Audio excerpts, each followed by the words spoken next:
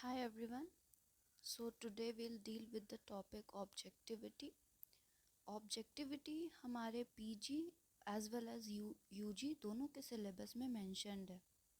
अगर मैं पीजी की बात करूं तो आपका फर्स्ट पेपर FCHIS 101 के यूनिट 4 में है, और यूजी की बात करूं तो आई शो यू ये रहा हमारे यूजी का प्रिंसिपल ऑफ हिस्ट्री वाले पेपर में यूनिट 4 में ही है ये ऑब्जेक्टिविटी एंड सब्जेक्टिविटी। सो ये दोनों टॉपिक है एक साथ, ऑब्जेक्टिविटी एंड सब्जेक्टिविटी पीजी में भी, और यहाँ मैं आपको शो कर ही रही हूँ यूजी में। तो पहले हम लोग ऑब्जेक्टिविटी के साथ डील करेंगे, उसके बाद हम लोग सब्जेक्टिविटी को later on will deal with it. So objectivity हम लोग आज के इस वीडियो में व्हाट इज़ एग्जैक्टली ऑब्जेक्टिविटी देखेंगे, उसके बाद फीचर्स ऑफ ऑब्जेक्टिविटी, ऑब्जेक्टिविटी के कंसेप्ट का डेवलपमेंट कैसे हुआ वो देखेंगे, इसके क्रिटिक्स क्या हैं, मतलब कौन कौन है जिन्होंने क्रिटिसाइज़ किया इस कंसेप्ट को वो देखेंगे, प्रॉब्लम्स देखेंगे, and at last will conclude it. So let's begin. I'll mention one more thing. Even if you are a master's student or you are student of graduation, do mention names of historians. आप जितने historians के name mention करेंगे examiner को या जो भी है आपका कॉपी देखने वाला, उन्हें उन पे एक आपका ये पड़ेगा कि हाँ इस लड़की ने या लड़के ने बहुत सारे सोर्सेस को डील किया है और तभी उससे इसने हिस्टोरियंस के नाम निकाले हैं। ऑलराइट, सो डॉक्टर जे चोप बोलते हैं कि हिस्टोरिकल ऑब्जेक्टिविटी जो है वो कैरेक्टरिस्टिक है आपके modern scientific method of history writing का। उस ऑब्जेक्टिविटी जो है हिस्ट्री में वो इंटरप्रिटेशन है हिस्टोरिकल इवेंट्स का। अच्छा, जब इंटरप्रिटेशन होता है हिस्टोरिकल इवेंट्स का तो उसका बेस क्या होगा? जाहिर सी बात है फैक्ट्स, एविडेंस। अच्छा, अब इस एविडेंस या फैक्ट्स के एम क्या होंगे? Obviously to tell the truth. और जब ये ट्रुथ का बात आता है या मतलब सत्यता जो भी बोलते हैं हिंदी में, उसको स्थापित करने की बात आती है, तो वो ऑब्जेक्टिविटी ही होती है जो लास्ट में आप स्टैब्लिश करते हैं। लेकिन उसमें आपका प्रोपागेंडा शो नहीं होना चाहिए, पर्सनल बायस शो नहीं होना चाहिए, कुछ भी वैसा नहीं शो होना चाहिए कि आप ये इम्पार्शियल हो रहे हैं। मतलब इम्पार्शियल आपको होना है, बट ये आप जब स्टैब्लिश करेंगे ऑब्जेक्टिविटी तो उसमें आपके बायसनेस शो नहीं होने चाहिए कि आप किसी एक चीज़ की तरफ इंक्लाइंड है। एक और हमारे हिस्टोरियन है अमेरिकन हिस्टोरियन पीटर नोविक, ये बोलते हैं कि the assumption on which objectivity rests include a commitment to the reality of the past. और इसमें क्या बोलते हैं कि जो ट्रूथ है मतलब रियलिटी के कॉरेस्पॉन्डेंस जो होता है ये एक शार्प सेपरेशन करता है किसके बीच? हिस्ट्री और फिक्शन के बीच, नोअर और नोन के बीच, फैक्ट और वैल्यू के बीच। तो ये इन्होंने एक और मतलब क्लैरिफिकेशन दे दिया ऑब्जेक्टिविटी के ऊपर कि भाई जब हम लोग ऑब्जेक्टिविटी स्टैब्लिश करते हैं तो बहुत सारे डिस्टिंक्शन आते हैं, बहुत सारे लाइन ड्रॉ होते हैं, जिसमें सिर्फ सबसे मेजर है आपका history and fiction. Knower and known तो ठीक है, फैक्ट्स एंड वैल्यू सेपरेट हुए वो भी ठीक है, बट हिस्ट्री और फिक्शन पता चला उसके बीच में सेपरेशन, वो बहुत एक तरह से इम्पॉर्टेंट है। क्यों? क्योंकि बहुत सारे जब हिस्टोरिकल चीज़ों के साथ आप डील करेंगे उसमें आपको हिस्ट्री कम बट मिथ्स और फिक्शन बहुत ज़्यादा मिलेंगे। तो ऑब्जेक्टिविटी हमें हेल्प करता है हिस्ट्री और फिक्शन के बीच में एक लाइन ड्रॉ करने में। टू अचीव ऑब्जेक्टिविटी जो हिस्टोरियंस होते हैं उन्हें इम्पार्शियल होना पड़ता है और उनको रिलाई करना पड़ता है एविडेंस पे, बिना अपना पर्सनल बिलीफ को उस एविडेंस में अप्लाई किए हुए। अब हम लोग ये हम लोग ने देख लिया इंट्रो क्या था एक्चुअली में हिस्टोरिकल ऑब्जेक्टिविटी। अब हम लोग बढ़ते हैं फीचर्स की तरफ। तो फीचर्स क्या ऑब्जेक्टिविटी के? इसमें सबसे पहला है कि अभी तक हम समझ गए होंगे इंट्रो देख के कि ऑब्जेक्टिविटी जो है वो फाउंडिंग प्रिंसिपल है हमारे हिस्ट्री का, और ये प्रोपागेंडा से डिफरेंट है और ये रिलाई करता है एविडेंस लॉजिक पे, और अल्टीमेट एम ही होता है ऑब्जेक्टिविटी स्टैब्लिश करने का हिस्ट्री में कि आपके सामने ट्रुथ आए। और ये हिस्ट्री और फिक्शन को सेपरेट करता है, जो कि मैंने ऊपर बताया कि ये सबसे इम्पॉर्टेंट फीचर है कि वो हिस्ट्री और फिक्शन के बीच एक शार्प डिस्टिंक्शन लाइन ड्रॉ करता है। सो हमारे फीचर्स भी हो गए। अब हम लोग समझते हैं कि आखिर जो ये ऑब्जेक्टिविटी का कंसेप्ट है या ऑब्जेक्टिविटी का जो प्रिंसिपल है या ऑब्जेक्टिविटी इटसेल्फ, आखिर ये आया कहाँ से, इसका डेवलपमेंट कहाँ से हुआ। तो ये जो ऑब्जेक्टिविटी था ये फाउंडिंग प्रिंसिपल रहा है हिस्टोरियन का, वेस्ट के हिस्टोरियन का। जब मैं वेस्ट के हिस्टोरियन बोलती हूँ तो यहाँ पे स्पेशली या specifically from time of Herodotus, आपको पता होगा ये फादर भी है हिस्ट्री के, तो इन्हीं के टाइम से ऑब्जेक्टिविटी को एक फाउंडिंग प्रिंसिपल माना गया है हिस्ट्री का। अच्छा, द बिलीव ये लोग बिलीव करते थे कि जो पास्ट है उसमें रियलिटी होता है और ह्यूमन बीइंग में भी रियल होता है, और ये पॉसिबल है उनको मिरर करना हिस्टोरिकली। उसके बाद जो वेस्टर्न हिस्टोरियन है वो हिस्टोरिकल रिकॉर्ड्स को भी रेफर करते हैं और बोलते हैं कि वही है रियल पास्ट और रियल ह्यूमन बीइंग्स, मतलब जो पुराने रिकॉर्ड्स है, एक तरह से आप उसे बोल सकते हैं जो पुराने फैक्ट्स कहीं पर रिकॉर्ड करके रखे गए हैं। ये जो बिलीव था, मतलब रिकॉर्ड्स, फैक्ट्स, जो भी real past real human being वाला, इसे एक नया डायमेंशन मिला। अच्छा, नया डायमेंशन कब मिला है? जब हमारे ऑगस्ट कॉम्टे सीन में आए। ये ऑगस्ट कॉम्टे कौन है? ये एक पॉजिटिविस्ट है।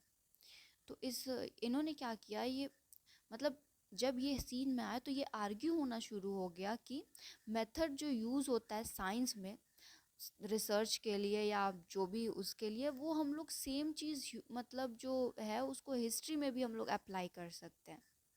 और इस क्लेम को इन्होंने बहुत स्ट्रांगली असर्ट किया। ये बिलीव करते थे कि जो इंडक्टिव मेथड यूज्ड होता है आपके नेचुरल साइंस में, वो अप्लाई होने चाहिए हिस्ट्री में as well as humanities in general. जब humanities term, just a second, जब ये ह्यूमैनिटीज़ टर्म यूज़ हो रहा है तो आप सारे ह्यूमैनिटीज़ के सब्जेक्ट इसमें ले आइए, हिस्ट्री हुआ, फिलोसफी हुआ, geography and what ever. Further Comte वो ऑल्सो क्लेम करते हैं कि जो साइंटिफिक स्टेटस है ह्यूमैनिटीज़ का उसको भी मतलब मिलना चाहिए। मतलब वो बोलते ह्यूमैनिटीज़ को साइंटिफिक स्टेटस भी दो। इन्होंने बोला कि जो हमारी सोसाइटी होती है, लेट मी क्लियर दिस। तो इन्होंने बोला जो कि हमारी सोसाइटी होती है, कोई भी सोसाइटी, वो ना 3 स्टेजेस ऑफ डेवलपमेंट से गो थ्रू करती है या पास करती है। और ये 3 स्टेजेस ऑफ डेवलपमेंट क्या होते हैं? द थियोलॉजिकल स्टेट, ठीक है, या उसको बोलो फिक्शियस स्टेट, जो कि एकदम फिक्शन से डील करे या वैसा कुछ। उसके बाद है आपका मेटाफिजिकल और एब्स्ट्रैक्ट स्टेज, इसमें कुछ खास डेवलपमेंट होता नहीं है, बट सबसे इम्पॉर्टेंट फेज है हमारा द पॉजिटिव स्टेज।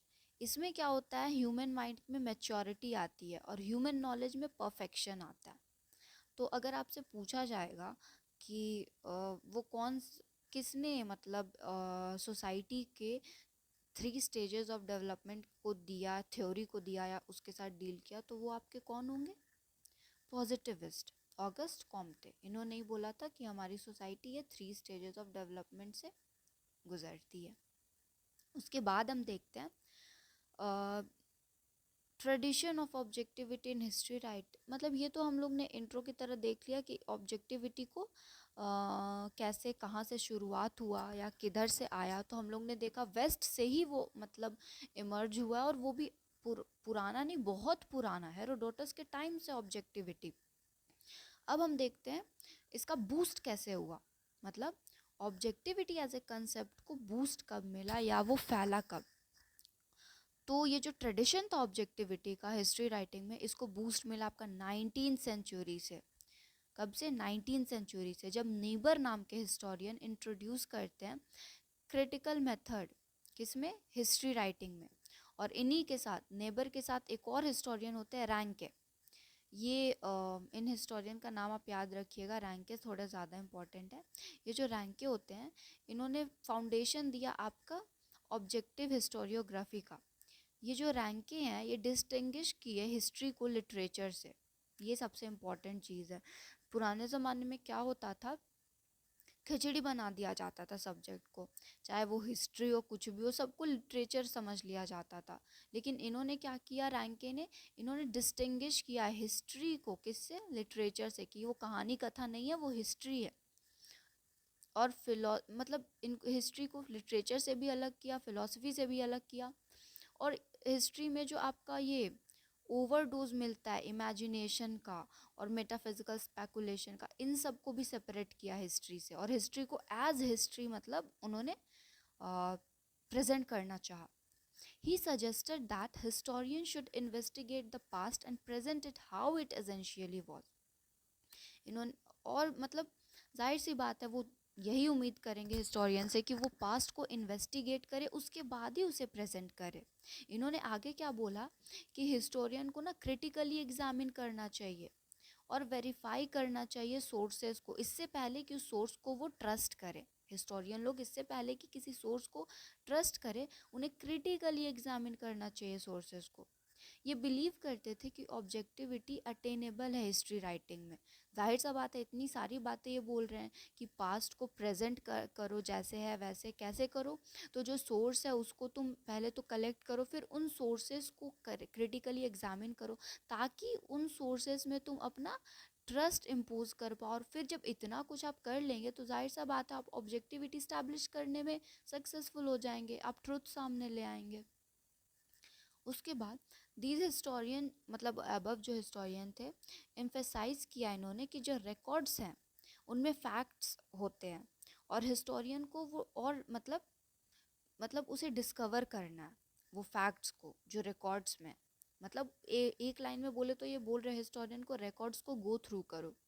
अच्छा, 19th सेंचुरी में और early decade of 20th century, अब देखो हम लोग ने ऊपर देखा 19th सेंचुरी को कैसे बूस्ट मिला ऑब्जेक्टिविटी एज अ कंसेप्ट को। या आप लोग ध्यान से सुनिए, ये आप लोग के मतलब माइंड में सेटल हो जाएगा। हम लोग ने देखा 19th सेंचुरी में दो हिस्टोरियन थे, नेबर एंड रैंके, जिन्होंने बूस्ट किया किसको, ऑब्जेक्टिविटी एज अ कंसेप्ट को। अब जब बूस्ट मिल गया, बढ़ावा मिल गया, तो अब हम आगे देखते early decade of 20th century आते आते क्या होता है। तो जब early decade of 20th century आता है तो मतलब एक स्ट्रॉन्ग बिलीव हो जाता है फैक्ट्स पे, और हिस्टोरियन बिलीव करते हैं कि जो फैक्ट्स हैं वो मतलब अगर हमें फैक्ट्स मिल जाए तो एकदम हम लोग अल्टीमेट हिस्ट्री को लिख सकते हैं। ठीक है, 20th सेंचुरी आते आते फैक्ट्स पे बहुत मतलब बिलीव किया जाने लगा। ये जो बिलीव था राइटिंग का, अल्टीमेट हिस्ट्री का, ये मतलब इसको मतलब सपोर्ट किया और हिस्टोरियन ने, जो कि फ्रेंच हिस्टोरियन थे, लैंग्लॉयस और सिग्नोपस। तो ये हमने देखा early decade of 20th century में क्या हुआ। तो 19th सेंचुरी में तो भाई बूस्ट मिल गया ऑब्जेक्टिविटी के कंसेप्ट को, और सबसे ज़्यादा इसमें बूस्ट देने में, आपको बढ़ावा देने में ऑब्जेक्टिविटी के कंसेप्ट को किसका योगदान था, नीबर और रैंके का। उसके बाद हमने देखा कि 20th सेंचुरी आते आते फैक्ट्स पे वो बहुत रिलाई करने लगे ऑब्जेक्टिविटी या हिस्ट्री राइटिंग को स्टैब्लिश करने के लिए, जिसको फर्दर सपोर्ट किया फ्रेंच हिस्टोरियन लैंग्लॉयस और सिग्नोबस ने। अब हम आगे देखते हैं।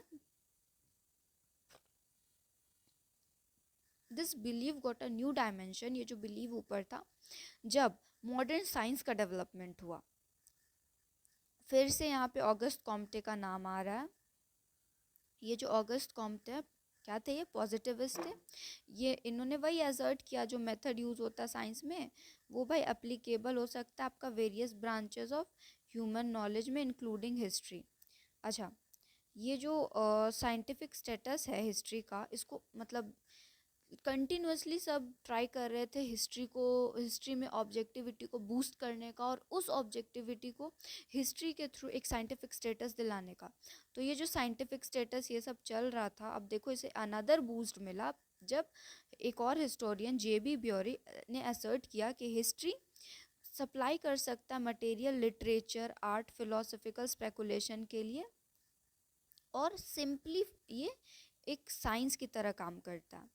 ठीक है, अभी तक हम लोग ने क्या क्या डील किया, 19th सेंचुरी, फिर हम लोग ने देखा early decade of 20th century, फिर हम लोग देखे ऑगस्ट कॉम्टे ने फिर मतलब ये किया साइंस का दर्जा देने के लिए डिमांड किया। अब हम आते हैं प्रॉपर 20th सेंचुरी में।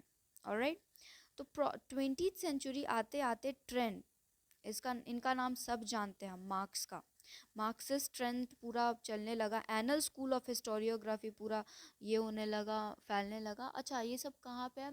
तो जब हम लोग अप्रोचेज ऑफ हिस्ट्री के साथ डील करते हैं तो उसमें आपका आता है नेशनलिस्ट अप्रोच, ओरिएंटलिस्ट अप्रोच, उसी में आता है मार्क्सिस्ट अप्रोच ऑफ हिस्ट्री और एनल स्कूल ऑफ हिस्टोरियोग्राफी। तो 20th सेंचुरी आते आते ये सब ट्रेंड करने लगा। मार्क्सिज्म और एनल स्कूल ऑफ हिस्टोरियोग्राफी ये भी बिलीव किए कि हिस्ट्री साइंटिफिकली लिखा जा सकता है और ऑब्जेक्टिवली लिखा जा सकता है।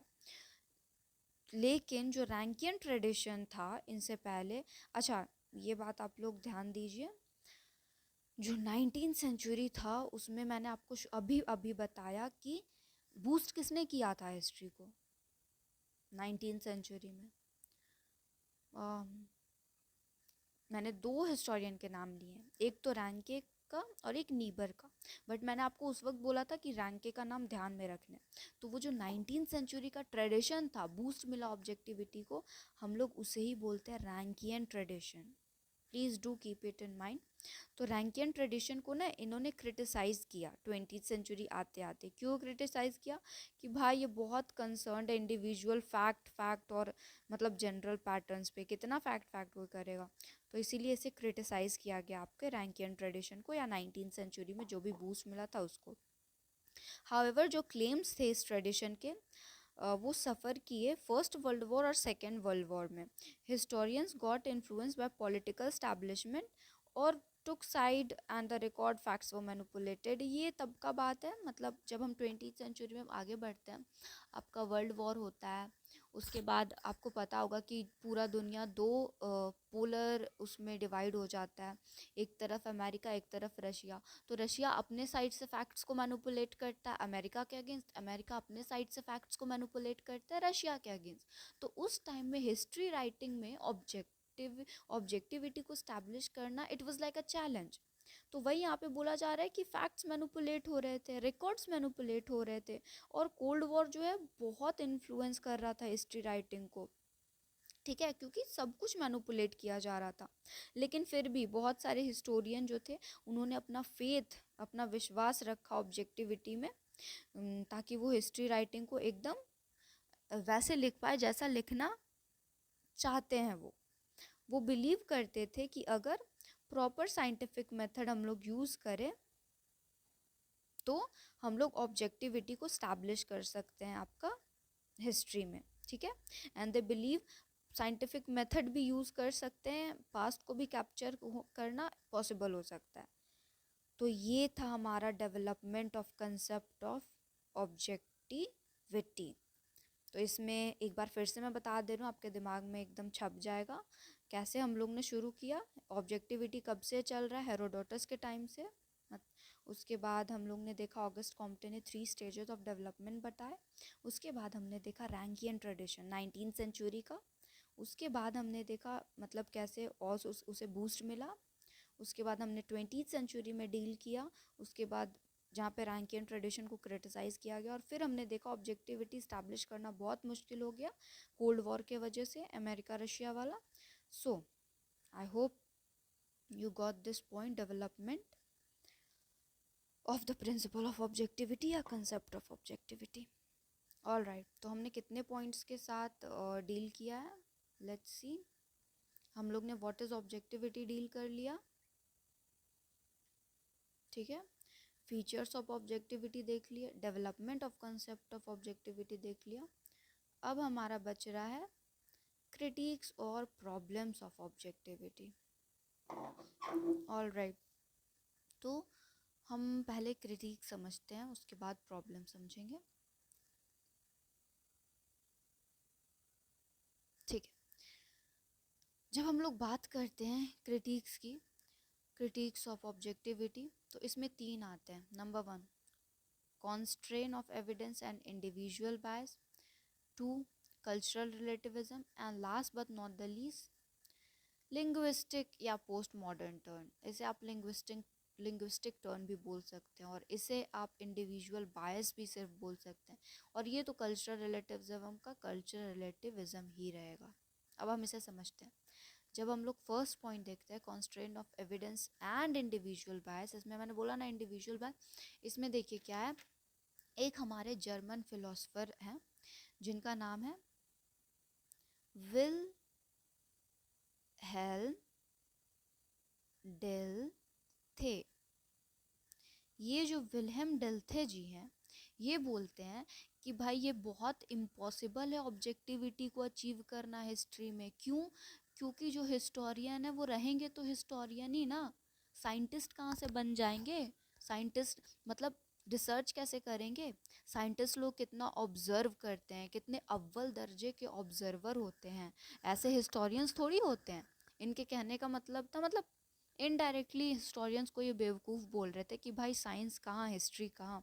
तो इन्होंने वही बोला कि मतलब ही differentiated science and history basis of their different field of research, experience and different attitude of research. ये था हमारा आपका इंडिविजुअल बायस का first point, William Dilthey point, जिन्होंने बोला कि नहीं, इनडायरेक्टली इन्होंने हिस्टोरियंस को चोंपू बोला है, नहीं कर सकते रिसर्च। अब हम दूसरे हिस्टोरियन को देखते हैं, इनका नाम है बेनेडेटो क्रॉस। ठीक है, ये जो बेनेडेटो क्रॉस है ये एक इटालियन हिस्टोरियन है। इससे पहले हमने ना जो विलियम डिल्थे को देखा था वो थे आपके फिलोसोफर थे। फिलोसोफर होके भी इन्होंने हिस्टोरियन को बेवकूफ़ बोल दिया, बताओ। अब हम देख रहे हैं इटालियन हिस्टोरियन या थिंकर बेनेडेटो क्रॉस को। इन्होंने बोला there is a fundamental distinction, मतलब बहुत ही फंडामेंटल डिफरेंस है साइंस और हिस्ट्री में। इन्होंने बोला कि भाई जो पास्ट होता है ना वो एग्जिस्ट करता है मात्र माइंड में। मतलब इनका कहना था कि जो पास्ट होता है वो इंडिविजुअल के ना माइंड में सपने की तरह होता है, ऐसा ये बोल रहे थे। और ये बोलते फर्दर कि पास मतलब उसको कैसे तुम मतलब ऑब्जेक्टिविटी में स्टैब्लिश करोगे। फिर से दूसरा मजाक। तो he said that past exists only in the mind of historians and that can't be established like objectivity in history writing. I hope so आपको ये वाला पॉइंट बहुत अच्छे से क्लियर हो गया था, सॉरी हो गया है, जिसमें हम लोग ने फर्स्ट फिलोसोफर देखा विलियम डिल्थे को, सेकंड बेनेडिक्ट क्रॉस को, और दोनों ने क्या बोला मैंने आपको अच्छे से बता दिया। Alright, let's move further. हम लोग अब सेकंड पॉइंट के साथ डील करते हैं जो है कल्चरल रिलेटिविज्म। ये बड़ा आसान है, ये आपको तुरंत समझ में आ जाएगा और आप इसे अपने वर्ड्स में लिख पाएंगे। देखिए 20th सेंचुरी में ना एक हमारे एंथ्रोपोलॉजिस्ट आते हैं क्लिफोर्ड जेट्स नाम के। आपको याद करने का ज़रूरत नहीं है, आप सुन सकते हैं बस, क्योंकि मैं आपको एग्जांपल दूंगी, आपको वो लिखना है। तो ये जो हमारे क्लिफोर्ड गेट्स सर होते हैं, इन्होंने आर्ग्यू किया कि history writing can't be objective as historians. Interpretation of the past is influenced by their cultural prejudices and social preoccupation.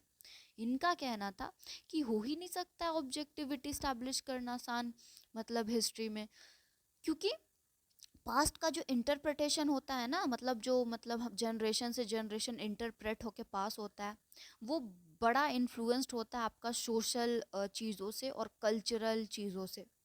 ठीक है, और इनका आर्ग्यूमेंट ये था जब इतना डिफरेंट कल्चरल पर्सपेक्टिव है आप वर्ल्ड का, मतलब हर आपका 100 किलोमीटर के दूरी पे किसी एक चीज़ को लेके 50 मतलब कहानी है, तो आप कैसे बोल सकते हैं कि आपने ऑब्जेक्टिविटी स्टैब्लिश कर ली एक पर्टिकुलर टॉपिक में। ऑलराइट, अब इसको समझने के लिए बेस्ट एग्जाम्पल हम लोग लेंगे कल्चरल रिलेटिविज्म का एग्जाम्पल, और वो एग्जाम्पल है सोलर एक्लिप्स का। Solar eclipse, I hope so solar eclipse क्या होता है सब जानते हैं, हमने क्लास 5, 6, 7 हर जगह पढ़ा है सोलर एक्लिप्स क्या होता है। जो मून होता है वो सन और अर्थ के बीच में आ जाता है, तो उससे क्या होता है कि हमारा सन जो है उस पर छाया पड़ जाता है, या जो बोलिए वो ढक जाता है। तो ये तो हम लोग को साइंस बताता है, बट हमारे हिंदू माइथोलॉजी में इसको लेके भी कहानी है, वो आप अपने घर में सुन सकते हैं। तो वो एक एग्जाम्पल हो गया मतलब कल्चरल पर्सपेक्टिव से कि इंडिया में लोग क्या बोलते हैं।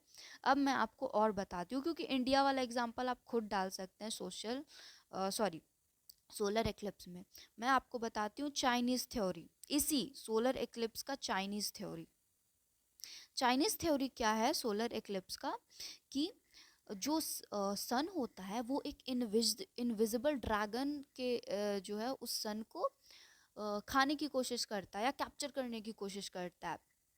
तो और सन जो है उसे चाइना में राजसत्ता का प्रतीक माना जाता था, थ्रोन का एकदम सिंबल माना जाता था।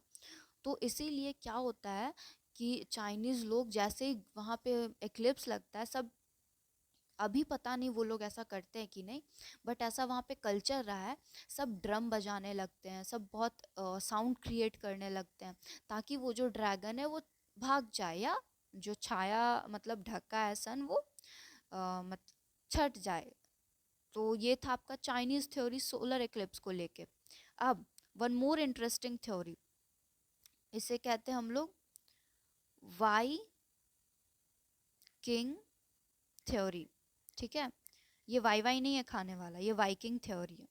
तो ये वाइकिंग थ्योरी जो है इसमें ये नॉर्वे के लोगों का थ्योरी है। मैंने आपको एक चाइनीज थ्योरी बताई, अब मैं वाइकिंग थ्योरी बता रही हूँ। नॉर्वे के लोग ये बोलते हैं कि जो सन है ना, उसको पकड़ने के लिए कुछ नाम दिया इन्होंने, एलिफेंट और बियर को, वो मतलब निकलते हैं, और जब वो सन को कैप्चर कर लेते, पकड़ लेते हैं, तो इसीलिए सन वो वैसा हो जाता है। और वो सोलर एक्लिप्स को यही मानते हैं कि इसी वजह से होता है। तो इसके लिए वो लोग भी कुछ कुछ करते हैं, उनके कल्चर में। तो ये था दूसरा थ्योरी, वाइकिंग थ्योरी। तो कल्चरल रिलेटिविज्म को आप ऐसे ही समझा सकते हैं कि सोलर एक्लिप्स एक नॉर्मल फेनोमेना, क्या है सोलर एक्लिप्स, एक नॉर्मल फेनोमेना है जो साइंस जिसको बहुत आसानी से एक्सप्लेन करता है कि भाई क्यों होता है। जो मून है वो सन और अर्थ के बीच में आ जाता है, इसीलिए सोलर एक्लिप्स होता है। लेकिन जब हिस्टोरियन पिछले टाइम में ऑब्जेक्टिविटी इस टॉपिक पे स्टैब्लिश करना चाहेंगे, तो आपको लगता है स्टैब्लिश होगा, क्योंकि चाइनीज थ्योरी तो कुछ और बोलती है, वाइकिंग थ्योरी कुछ और बोलती है, नेटिव अमेरिकन थ्योरी कुछ और बोलती है। तो इसीलिए कल्चरल रिलेटिविज्म जो है ये क्रिटिसिज्म का मेन पॉइंट है। बोलते कि हो ही नहीं सकता ऑब्जेक्टिविटी स्टैब्लिश, इतना डिफरेंस है, इतना डाइवर्सिटी है। आई होप सो ये पॉइंट आप समझ गए। मैंने इसको समझाया आपको सोलर एक्लिप्स के एग्जांपल से, और मैंने आपको 3 थ्योरी दिए। हिंदू थ्योरी मैंने नहीं दिया, वो आप अपने घर में भी सुन सकते हैं, चाइनीज थ्योरी और वाइकिंग थ्योरी। तो ये हो गया कल। और इस थ्योरीज को एग्जाम्पल दे के आप लिख सकते हैं कि ये थ्योरीज से बोला जाता है कि ऑब्जेक्टिविटी इस्टेब्लिश करना ऑलमोस्ट नेक्स्ट टू इम्पॉसिबल है। मैंने आपको इंडिविजुअल बायस या कॉन्स्ट्रेंट्स ऑफ एविडेंस वाले थ्योरी भी क्रिटिसिज्म वाले पॉइंट भी समझा दिए। इसमें हमने देखा कि कैसे एक फिलोसोफर विलियम डेल थे, और दूसरे हमारे हिस्टोरियन बेनेडिक्टो कैसे क्रिटिसाइज करते हैं हिस्टोरियन को, बोलते हैं कि साइंटिफिकली कैसे ये लोग साइंटिफिक वाला रिसर्च करेंगे, ऑब्जेक्टिविटी स्टैब्लिश करेंगे। अब हम आते हैं linguistic and post modern turn पे। ऑलराइट, तो जो लिंग्विस्टिक और पोस्ट मॉडर्न टर्न है, इसमें हमारे एक जैक्स डेरिडा नाम का इंसान है। इन्होंने एक थ्योरी दी है जिसको कहते हैं डीकंस्ट्रक्शन थ्योरी। इस थ्योरी में इन्होंने बोला है कि भाई जो लैंग्वेज है वो एक सिस्टम है आर्बिट्रेरी कोडिफिकेशन का, बिना फिक्स्ड मीनिंग के। अब मतलब ये बोलना चाहते हैं सिंपल लाइन में अगर बताऊं तो, कि जो लैंग्वेज है, मतलब यहाँ पे आपको इस पॉइंट से ही पता चलो लिंग्विस्टिक मतलब क्या, लैंग्वेज। पोस्ट मॉडर्न टर्न मतलब क्या, लैंग्वेज आगे जाके जब नए नए फॉर्म में होगा तो फिर तुम ऑब्जेक्टिविटी कैसे स्टैब्लिश कर पाओगे, क्योंकि एक चीज का मीनिंग तो भाई बदलते रहेगा। तो ये जो जैक्स डेरिडा नाम के इंसान है, मैं बता देती हूँ उसका स्पेलिंग, जैक्स डेरिडा, यही है वो इंसान जो बोलते हैं कि मतलब language is a system of arbitrary codification without any fixed meaning. ये बोलते हैं यहाँ तक कि राइटर को भी नहीं पता होता है कि वो जो लिखा उसका मीनिंग मतलब अगले लैंग्वेज में क्या हो जाएगा, बदल जाएगा। तो ये बोलते हैं कि थ्रू लैंग्वेज पास्ट जो है उसको प्रेजेंट आप नहीं कर सकते हो ट्रुथ की तरह। तो ये है आपका लिंग्विस्टिक और पोस्ट मॉडर्न टर्न, इसमें आप इतना ही समझिए। तो हमारा तीनों हो गया, critics first, second and third. ये हमारा क्रिटिक्स ऑफ ऑब्जेक्टिविटी था। तो मैंने समझा दिया इसको, आप अपने वर्ड्स में जैसे मतलब अगर आप समझ गए होंगे तो आप इसे अपने वर्ड्स में बहुत अच्छे से लिख सकते हैं। तो ये हो गया हमारा critics. All right, fine, now will see problems of historical objectivity. सबसे पहला प्रॉब्लम, और ये प्रॉब्लम जग जाहिर है, लैक ऑफ इम्पार्शियलिटी। कोई इम्पार्शियलिटी नहीं है, सब पार्शियल पार्शियल मतलब होके हिस्ट्री लिखते हैं। डार्डेल बोलते हैं कि nothing itself can be objective, और दूसरी तरफ ऑब्जेक्टिविटी स्टैब्लिश करने का कोशिश भी किया जाता है। ये बोलते हैं कि जो मॉडर्न स्कॉलर हैं वो ट्राई करते हैं हिस्ट्री को मतलब ऑब्जेक्टिवाई करना, कैसे, एक्सटर्नल मेथड से, ठीक है। और जिसपे जो क्वेश्चन ऑब्जेक्टिविटी का वो डिबेटेबल इशू बन गया है। मॉडर्न हिस्टोरियन जो है, in order to establish his view describe past with specific attitude. मतलब जो मॉडर्न हिस्टोरियन है वो क्या करते हैं, किसी भी चीज़ को, किसी भी पास्ट को डिस्क्राइब करने के लिए अपना एक स्पेसिफिक एटीट्यूड से उसे मतलब डिस्क्राइब करते हैं, अपना पर्सनल जेलसी उसमें डाल देते हैं, बायस होके चीज़ें बताते हैं, और मतलब मिसअंडरस्टैंडिंग भी मतलब उससे क्रिएट होता है, जो कि जिसे हम नहीं बोल सकते कि भाई इम्पार्शियल ये है ऑब्जेक्टिविटी या इम्पार्शियल हिस्ट्री है।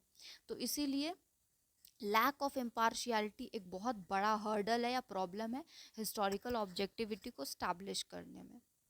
हम लोग बोलते हैं ना मतलब कितने बार होता है क्लास में कोई किसी स्टूडेंट को फैकल्टी ने, टीचर ने, प्रोफेसर ने थोड़ा ज़्यादा पूछ लिया तो सब हल्ला नहीं करते हैं, बहुत पार्शियलिटी करती है, बहुत पार्शियलिटी करती है। तो जब उन चीज़ों में आपको पार्शियलिटी दिखता है तो हिस्ट्री राइटिंग में भी पार्शियलिटी होता है। तो इसीलिए बोला जा रहा है लैक ऑफ इम्पार्शियलिटी, कि यहाँ भी इम्पार्शियलिटी नहीं है, बस पार्शियलिटी भरा हुआ है। I hope so this point is clear. अब हम लोग आगे मूव ऑन करते हैं। Influence of social environment. इसमें देखिए इन्फ्लुएंस ऑफ सोशल एनवायरनमेंट में क्या है, हमारे कार्ल मार्क्स जो है वो बोलते हैं कि मैन जो है वो सोशल बीइंग है, ट्रेडिशन से घिरा हुआ।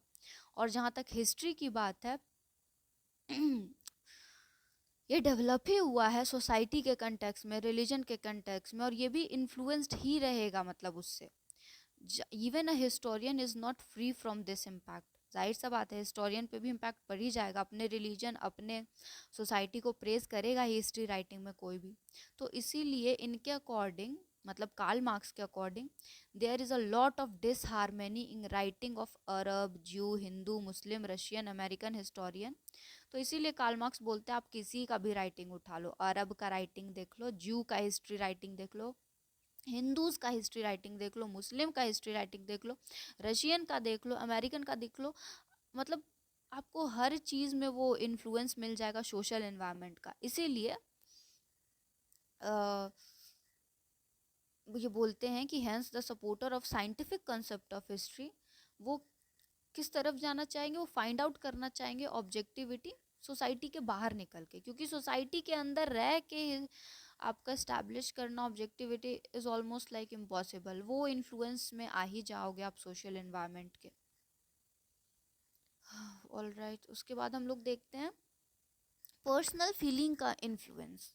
ठीक है, इसमें क्या बोलते हैं, प्रोमिनेंट स्कॉलर हैं वो लिखते हैं कि जो सेलेक्शन ऑफ हिस्टोरिकल फैक्ट है, एटीट्यूड है मैन का, वो जनरली इन्फ्लुएंस होता है उसके पर्सनल इमोशन से, सोशल एनवायरनमेंट से, इकोनॉमिक सर्कमस्टांसेस से।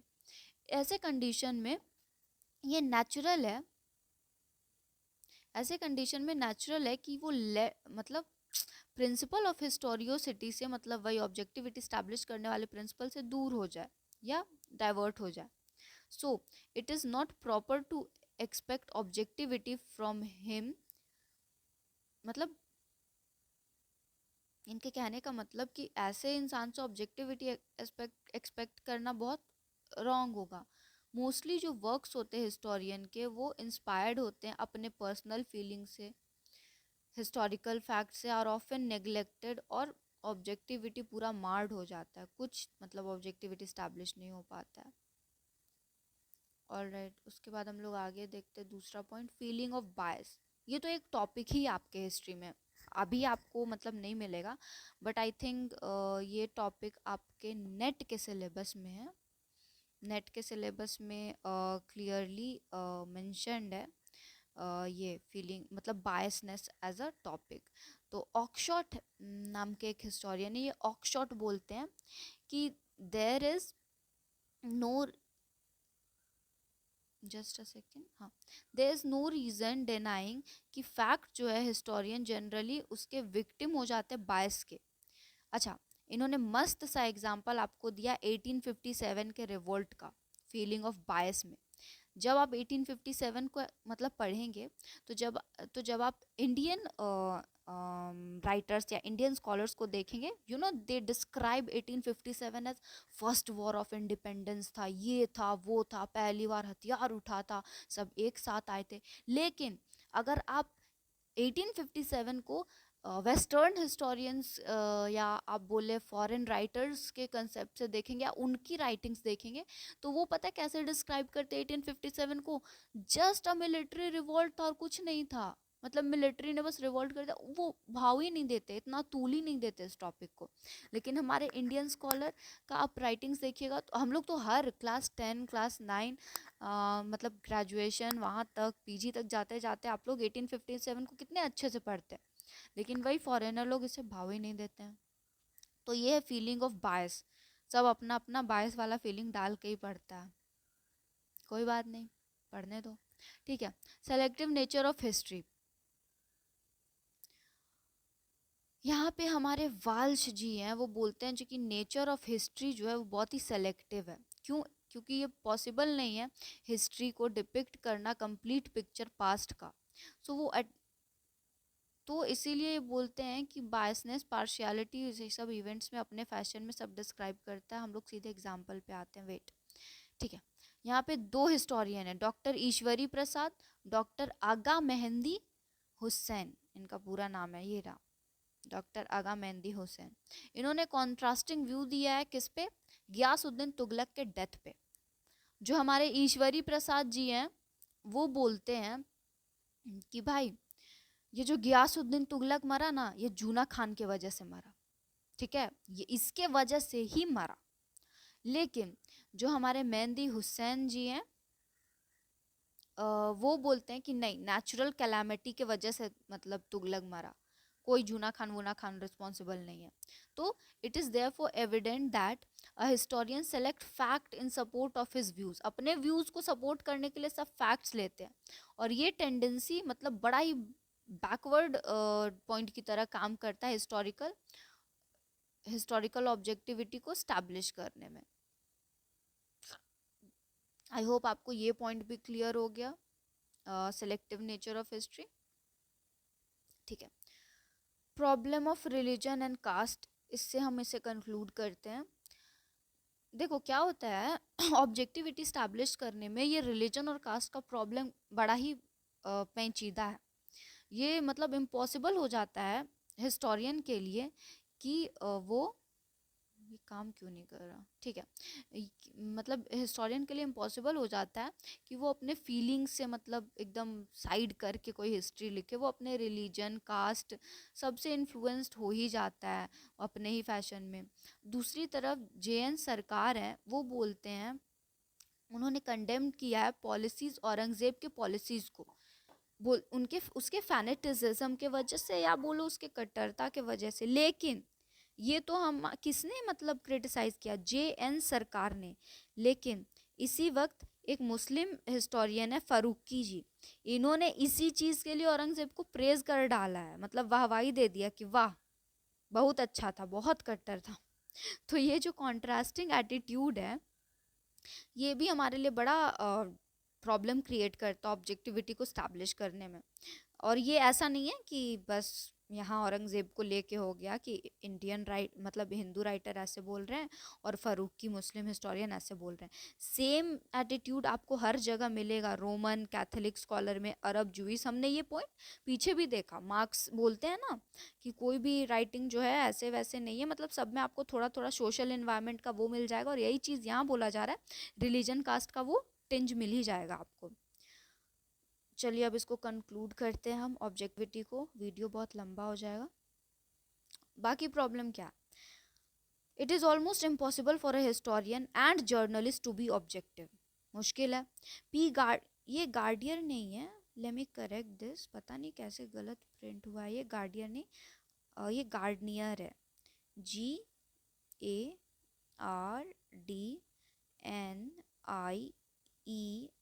गार्डनियर, ठीक है, ये हिस्टोरियन का नाम है। तो जो पी गार्डनियर है इन्होंने लिखा है कि entire nature of history can't be made objective, पूरे हिस्ट्री को आप ऑब्जेक्टिव नहीं कर सकते हैं। लेकिन एक चीज़ है, एक्सेप्ट इकोनॉमिक एस्पेक्ट, आप इकोनॉमिक चीज़ को एकदम एकदम सटीक ऑब्जेक्टिविटी उसमें स्टैब्लिश कर सकते हैं, क्योंकि इकोनॉमिक चीज़ों के साथ कौन हेर फेर कर पाएगा। आप फैक्ट्स को मैनिपुलेट कर सकते हैं, हर चीज़ को लेकिन अगर इकोनॉमिक मैनिपुलेट हुआ फिर भी वो मतलब सामने आ ही जाता है क्या किधर कैसे था। उसके बाद मेडल बॉम है, ये भी मतलब इस ओपिनियन के है कि हिस्टोरिकल जस्टिस जो है वैल्यू बेस्ड है। सो ऐसा नहीं बोला जा सकता है कि हम लोग ऑब्जेक्टिव रहे through out history. Social changes भी मतलब आते हैं, चेंज होते रहते हैं, ठीक है। और फिर मतलब पास्ट ज़रूरी नहीं उतना भी सिग्निफिकेंटली हम लोग उसमें ऑब्जेक्टिविटी स्टैब्लिश कर पाए। Man can't get rid of himself from influence of changing values. The man of civilized society has intimate relationship with different political parties, and a historian being a social creature ये भी influence हो जाता है इस वजह से, इसके ideologies जो political parties के होते हैं उससे influence हो जाता है historian, और वैसा ही history लिखने लगता है। तो मतलब hence it is not proper to expect of an objectivity from a historian। तो मतलब ले दे के ये बोला जा रहा है कि बड़ा चैलेंजिंग सा टास्क है ऑब्जेक्टिविटी स्टैब्लिश करना, बट जब आप आंसर राइटिंग करेंगे never and it on a negative note.